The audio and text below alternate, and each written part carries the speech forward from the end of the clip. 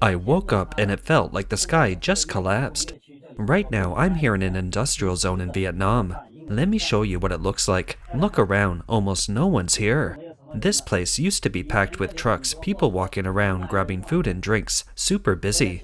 But now, it's empty.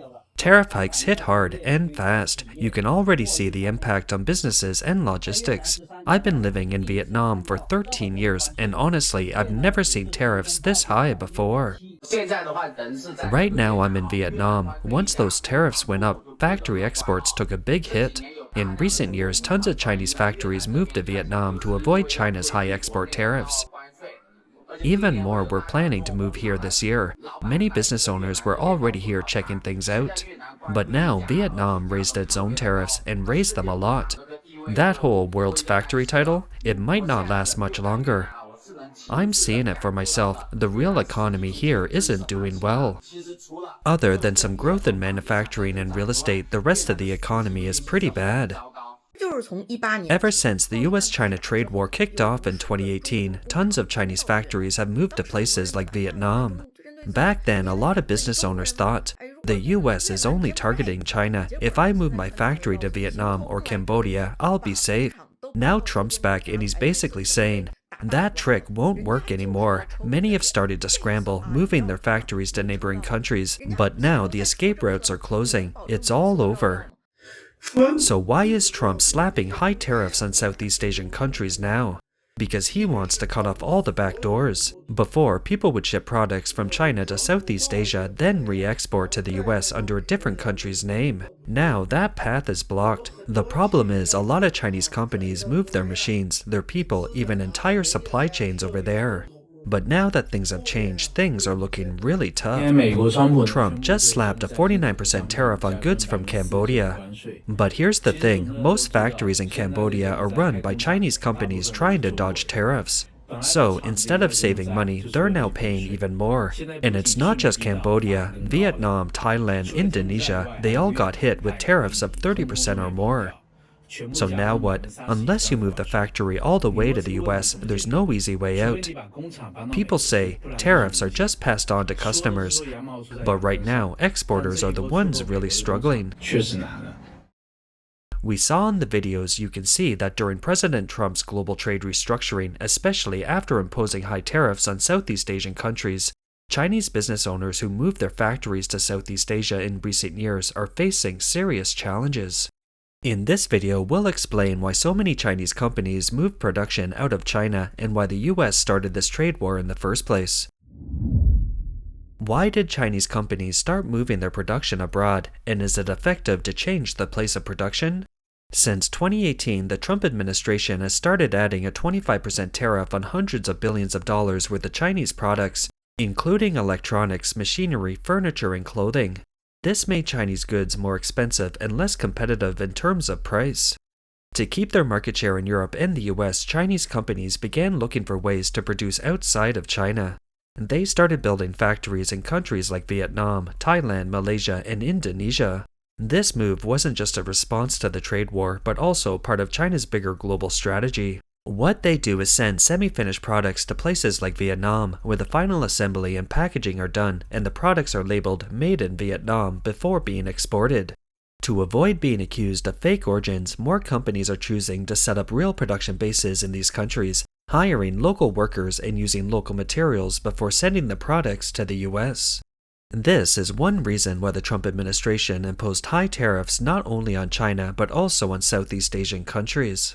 Given all this, the Chinese public is very pessimistic about the high tariffs. Here's what one blogger observed. The tariff storm has officially hit, and it's going to have a huge impact on the economy in the next few years. This tariff situation has two main features.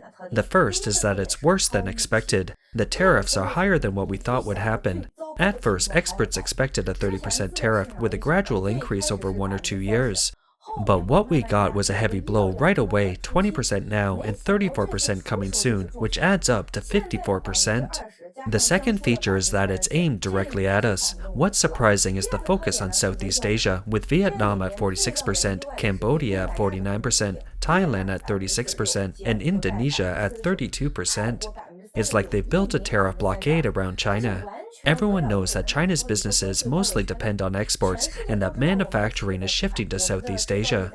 Asia and Southeast Asian countries has become China's biggest export market and trade hub. Now the tariff levels for Asian countries are as high as China's, or even higher. The clear goal here is to block Chinese goods from reaching the US. So this tariff storm is going to have a huge impact and it will hurt the economy badly in the short term. We often say that the economy runs on three things: investment, consumption, and exports. But that's not entirely accurate. The real picture is that exports are the horse and investment and consumption are the carriages that follow.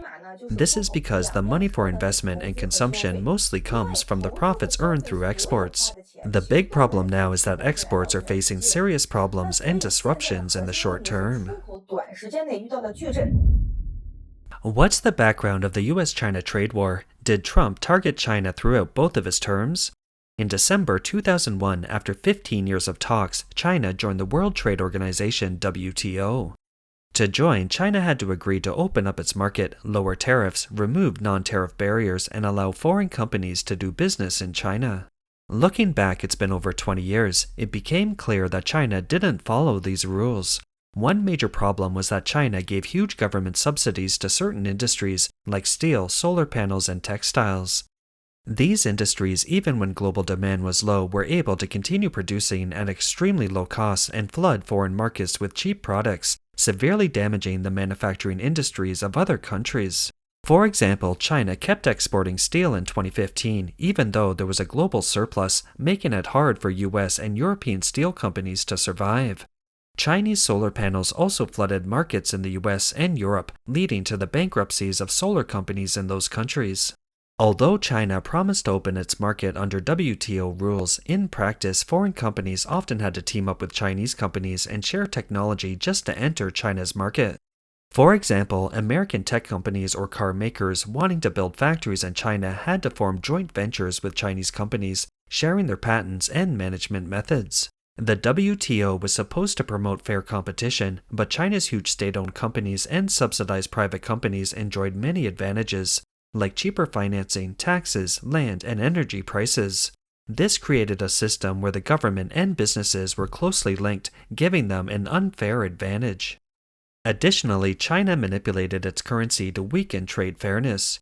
Chinese products were already cheap, but the currency exchange rate made them even more attractive, further exacerbating trade imbalances. This is why, starting in 2018, the Trump administration launched a trade war against China. The tariffs and trade measures taken against China and Southeast Asia today are a response to China's unfair trade practices and cheap exports over the past 2 decades. In the following video, the blogger says things are so tough now that Chinese exporters are pretty much just giving up and letting it be. The new US tariffs are about to kick in, but exporters are already feeling the pain. I called a few friends in foreign trade around lunchtime and they said, "We're already down, no need to wait for the official start, orders have completely dried up." Since the start of the year, clients have been saying the same thing. Factories or trading companies will have to cover all the new taxes. That basically kills any chance of continuing business with the US and Europe. Take Zhejiang, for example. A lot of companies there export daily goods like knitwear, clothing, and household items. These aren't high-tech products, and the profit margins are really thin. Usually around 10% and 15% is already considered great. But with these new tariffs, it just doesn't add up anymore. Companies are actually losing money on every order. There's really no way to keep going like this. Some businesses are even thinking about giving up on exports completely, something they never thought they'd do. Most of their customers are in the US and Europe, and now they can only lie low and hope things get better. Did you hear that? I just called one of our clients, Mr. Zhang. Most of their business comes from export orders.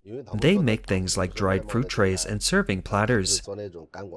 Even before the new tariffs, their export costs were already high. The trading company would cover part, the factory would cover part. But now, with even higher tariffs, no one can afford it. He said their business is already down 50% this year. So yeah, looks like 2025 is going to be a rough ride. Why did President Trump decide to close the loophole on small import tax exemptions? According to Radio Free Asia on April 3rd, the main reason the US stopped offering tax exemptions for small imports from China and Hong Kong was to stop fentanyl from getting into the country. The Chinese government has been supporting chemical companies that export fentanyl and other related chemicals. These companies often hide illegal substances in regular trade shipments, sneaking them into the US through small packages. In recent years, the number of small packages entering the US has skyrocketed, reaching nearly 1.4 billion last year. Right now, more than 90% of the packages coming into the US are small, and about 60% of them come from China. With the tariffs about to be imposed, Chinese online sellers are saying, it feels like everything's crashing down. It's just too tough, really. So many companies in Shenzhen are closing down. This one company was doing cross-border e-commerce, and they tried to keep going for over half a year since last year. In the end, they had to shut down. Now, most of the office furniture inside is still brand new. Waking up one morning, my friends working with the US market are feeling like the world is falling apart. Doing cross-border e-commerce with the US right now is really tough. After these new changes, many business owners just couldn't handle it anymore. Starting April 1st, all packages under $800 are no longer tax-free. If you're planning to do cross-border e-commerce, my advice is to stick to Southeast Asia. The profits are lower, but it's more stable. A lot of people say doing business in Southeast Asia isn't as good as in China. They're saying, if you can't make it in China, then go to Southeast Asia. But actually, most people doing cross-border now are the ones who couldn't succeed in China. It's just too competitive there. If you're doing well in China, who would even consider cross-border? The US tariff policy is really hitting us cross-border e-commerce sellers hard. There used to be an $800 exemption for tariffs, but that's been canceled. Now, no matter what kind of small package you send to the US, you'll have to pay tariffs, and each tariff can't be less than $25. This is really scary. They've set a minimum threshold of $25 for each one, and it's going to increase to $50 per item later on. Take Temu for example. If a US buyer buys something for $19.99 and it ships from China, you'll have to add a $25 tariff. That means the price will go up to $44.99. How are consumers going to keep buying that? As a Chinese seller, you immediately lose your price advantage. This is a big problem, especially if tariffs go up to $50. At that point, no one will want to continue. Finally, let's look at a video some users uploaded. The logistics industry is really quiet now, and they're not sure if there's any hope left for the future. The slow season really came early this year. It's much quieter than usual. I just walked around the steel market, and there are almost no customers. Even when there are customers, it's just a few. The market this year is hard to predict. And honestly, I'm feeling a bit worried. It's already past 10 a.m., and the parking lot is empty. Doesn't that feel odd? Normally, by 11 a.m., the parking lot would be full, with everyone out working. Why are all the cars still parked here this year? The market is definitely tough this year. The container shipping business is almost done for this year. Companies like Fuhua, Pan Ocean, China International Marine Containers, and Xinhua are all laying off people.